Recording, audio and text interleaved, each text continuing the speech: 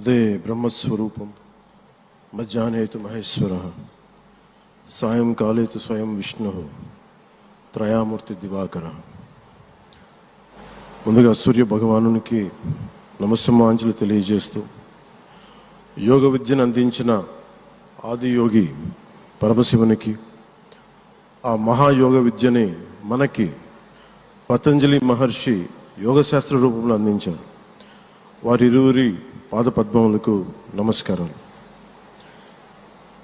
మన యోగ విశిష్టతను, గొప్పదనాన్ని ఋగ్వేదంలో ఉన్న మహానుభావులు తెలియజేస్తే దానిని ప్రపంచవ్యాపితం చేసిన దార్శనికులు మాత్రం గౌరవ ప్రధానమంత్రి శ్రీ నరేంద్ర మోదీ గారు. భారతీయ సనాతన ధర్మం తాలూకు విశిష్టతను యోగా ద్వారా విశ్వవ్యాపితం చేసిన ఘనత ఆయన సొంతం. యోగా సాధకులు ఎంతటి దృఢచిత్తాన్ని కలిగి ఉంటారు, ఒత్తిడి జయించి సంకల్ప సాధకులుగా ఎలా నిలబడతారన్న దానికి కూడా మన గౌరవ ప్రధాని శ్రీ మోదీజీ గారు నిలువెత్తు ఉదాహరణ. ప్రపంచ యోగా దినోత్సవం యావత్ భారతవానికి, భారతీయులకి దక్కిన గౌరవం. సరిగ్గా ఒక 2014లో అప్పుడే ఐక్యరాజ్య సమితిలో గౌరవ ప్రధానమంత్రి మోదీ గారు ప్రవేశపెట్టినప్పుడు దాదాపు 177 దేశాలు ఈ రెజల్యూషన్కి మద్దతు పలికినాయి.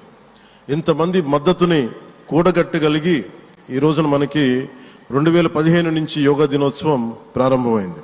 ఈ రోజున గౌరవ ప్రధానమంత్రి మోదీజీ గారి పిలుపు మేరకు మనం మొదట విశాఖ 11వ యోగా దినోత్సవ సంబరాలకు వేదిక అయింది. శ్రీ మోదీజీ గారి సమక్షంలో గౌరవ ముఖ్యమంత్రి వర్యులు శ్రీ చంద్రబాబు నాయుడు గారి కృషితో ప్రపంచ రికార్డుకు వేదికగా నిలిచింది. విశ్వనరులు మోదీజీ గారి పిలుపు మేరకు యోగా ఒక వన్ ఎర్త్ వన్ హెల్త్, ఈ ఆరోగ్యం థీమ్ని ఈ వేదిక నుంచి ప్రతి ఒక్కరూ ముందుకు తీసుకెళ్లాలని మనస్ఫూర్తిగా కోరుకుంటూ, ఇక్కడ ఆసీనులైన మీ అందరికీ ఇక్కడికి వచ్చేసిన ప్రతి ఒక్కరికి కూడా పేరు పేరున నా హృదయపూర్వక వందనాలు, నమస్కారాలు.